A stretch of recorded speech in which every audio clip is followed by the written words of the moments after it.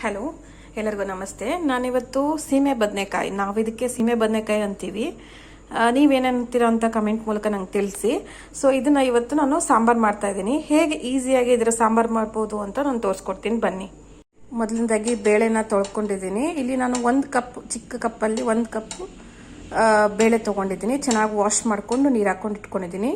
ಇದಕ್ಕೆ ನಾವೀಗ 1 ಟೊಮೆಟೊ ಮತ್ತು ಕಟ್ ಮಾಡಿರುವಂಥ ಸೀಮೆ ಬದನೆಕಾಯಿನ ಹಾಕ್ಕೊಳ್ಳೋಣ. ನೋಡಿ, ಉಪ್ಪು, ಅರಿಶಿನ, ಸೀಮೆ ಬದನೆಕಾಯಿ ಮತ್ತು ಬೇಳೆ, ಟೊಮೆಟೊ ಹಾಕಿ ಕುದಿಸ್ತಾ ಇದ್ದೀನಿ. ಸ್ವಲ್ಪ ಬಿಸಿಯಾಗಿ ಬಾಯ್ಲ್ ಆಗಲಿ. ಹಾಗೆ ಇದಕ್ಕೆ ನಾನು ಸ್ವಲ್ಪ ಬೆಳ್ಳುಳ್ಳಿ ಸಹ ಹಾಕ್ತಾ ಇದ್ದೀನಿ. ಬೆಳ್ಳುಳ್ಳಿ ತುಂಬ ಒಳ್ಳೆಯದು ಹೆಲ್ತ್ಗೆ, ಸ್ವಲ್ಪ ಬೆಳ್ಳುಳ್ಳಿನ ಸಹ ಹಾಕ್ತಾ ಇದ್ದೀನಿ. ಹಾಕಿದ್ದೀನಿ. ಇದಕ್ಕೆ ಸ್ವಲ್ಪ ಉಪ್ಪು, ಸ್ವಲ್ಪ ಅರಿಶಿನ ಹಾಕಬೇಕು. ಈಗ 1-2 ನಿಮಿಷ ಕುದ್ದಿದೆ. ಕುದ್ದಿದ ಮೇಲೆ ನಾನು ಇದಕ್ಕೆ ಸಾಂಬಾರು ಪೌಡರ್ ಹಾಕಿದ್ದೀನಿ. 1-2 ಸ್ಪೂನ್ ಆಗೋಷ್ಟು ಸಾಂಬಾರು ಪೌಡರ್ ಹಾಕಿದ್ದೀನಿ. ನೀವು ನೋಡಿ ನಿಮಗೆ ಎಷ್ಟು ಬೇಕು ಅಂತ ಒಂದು ಅಂದಾಜಲ್ಲಿ 1.5-2 ಸ್ಪೂನ್ ಹಾಕ್ಕೊಳ್ಳಿ, ಚೆನ್ನಾಗಿರುತ್ತೆ. ನಾನು ಹಾಕಿದೆ. ಇದಕ್ಕೆ ಇವಾಗ ಸ್ವಲ್ಪ ಕೊಬ್ಬರಿ ತುರಿಯನ್ನು ನಾವು ಆ್ಯಡ್ ಮಾಡ್ಕೋಬೇಕು. ನಲ್ಲಿ ತುರ್ತಿಟ್ಟಿರುವಂತಹ ಕೊಬ್ಬರಿಯನ್ನು ಸ್ವಲ್ಪ ಆ್ಯಡ್ ಮಾಡ್ಕೊಂಡಿದ್ದೀನಿ.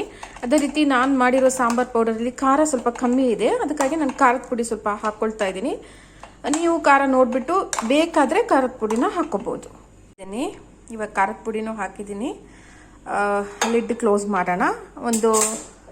3 ವಿಜಿಲ್ ಕೂಗಿಸ್ಕೊಳ್ಳೋಣ. ಈಗ ಕುಕ್ಕರ್ ತಣ್ಣದಿದೆ. ಇದನ್ನು ನಾವು ಒಂದು ಪಾತ್ರೆಗೆ ಸರ್ವ್ ಮಾಡ್ಕೊಳ್ಳೋಣ. ಈ ಥರ ಅಗಲವಾದ ಪಾತ್ರೆಗೆ ನಾನು ಸರ್ವ್ ಮಾಡ್ಕೊಳ್ತಾ ಇದ್ದೀನಿ. ಕೊತ್ತಂಬರಿ ಸೊಪ್ಪನ್ನು ಹಾಕಿ ಆಯಿತು. ಈಗ ಇನ್ನೊಂದು 10 ನಿಮಿಷ ಇದು ಬಾಯ್ಲ್ ಆಗಲಿ. ಆಮೇಲೆ ಇಳಿಸ್ಬಿಟ್ಟು ನಾವು ಸಪ್ರೇಟಾಗಿ ಒಗ್ಗರಣೆ ಕೊಡಬೇಕು. ಮಿನಿಟ್ಸು ಚೆನ್ನಾಗಿ ಕುದಿಲಿ. ಇದು 10 ಮಿನಿಟ್ಸ್ ಅಂತ ಇಲ್ಲ, 5 ಮಿನಿಟ್ಸ್ ಆದ್ರೂ ಸಾಕು. ಯಾಕಂದರೆ ಆಲ್ರೆಡಿ ನಾವು ಕುಕ್ಕರಲ್ಲಿ ಬೇಯಿಸ್ಕೊಂಡ್ರಿಂದ ಈ ಸೀಮೆ ಬದನೆಕಾಯಿ ಎಲ್ಲ ಬೆಂದಿದೆ.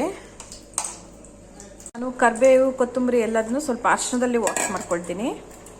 ಒಗ್ಗರಣೆಗೆ ನಾನು ಈ ಥರ ಸಣ್ಣದೊಂದು ಕಡಾಯಿ ಇಟ್ಕೊಳ್ತಾ ಇದ್ದೀನಿ. ಹಾಕ್ಕೊಂಡಿದ್ದೀನಿ. ಸ್ವಲ್ಪ ಎಣ್ಣೆ ಹಾಕ್ಕೊಂಡಿದ್ದೀನಿ. ಅದು ಎಣ್ಣೆ ಕುದೀತಾ ಇದೆ. ಅದಕ್ಕೆ ಸಾಸಿವೆ, ಸ್ವಲ್ಪ ಜೀರಿಗೆ, ಸ್ವಲ್ಪ ಇಂಗನ್ನು ಸಹ ನಾನು ಸೇರಿಸ್ಕೊಳ್ತಾ ಇದ್ದೀನಿ. ಫುಲ್ ಇದಾಗಿದೆ. ಇವಾಗ ಸಾಂಬಾರಿಗೆ ಇದನ್ನು ಹಾಕೋಣ. ಸಪ್ರೇಟಾಗಿ ನಾವು ಒಗ್ಗರಣೆ ಹಾಕಿದ್ಮೇಲೆ ರೆಡಿ ಟು ಈಟ್.